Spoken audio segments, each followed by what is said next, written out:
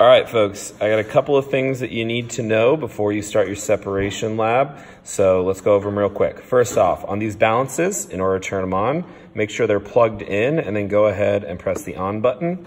They should light up and flash like that.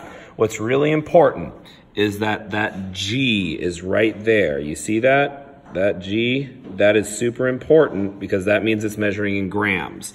If you don't see that G, then you need to go ahead and press the unit button until the G is displayed, all right? Once you have the G displayed, you're good to go.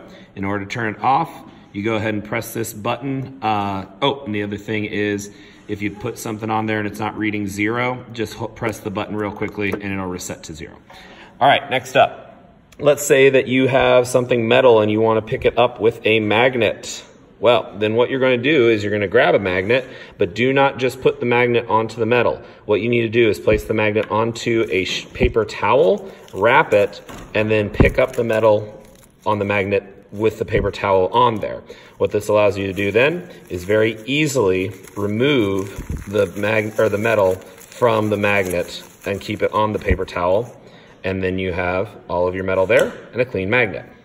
Next, if you need to evaporate something, so let's say you have a solution of sugar and water or salt and water, like I do in this container here, what you're going to do is you're going to pour it into one of these plastic containers, pour all of that in there, and then get your name and hour onto a piece of tape, and then go ahead and put that piece of tape onto the container. And then you're going to take that and you're going to place it onto one of the counters on the side of the room and let it evaporate overnight. Finally, if you need to do filtration, what you're going to do is you're going to get one of these round pieces of filter paper and you're going to fold it into quarters, just like this, once in half, a second time in half.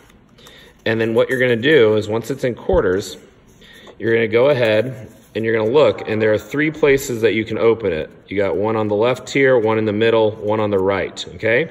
You need to open on either the left or the right, because if you do the middle, then things are just going to flow through. But if you do it on one of these sides, then you're going to make a nice little filter cone, and then you take that, and it fits right into your funnel here, and now you can pour your material to be filtered.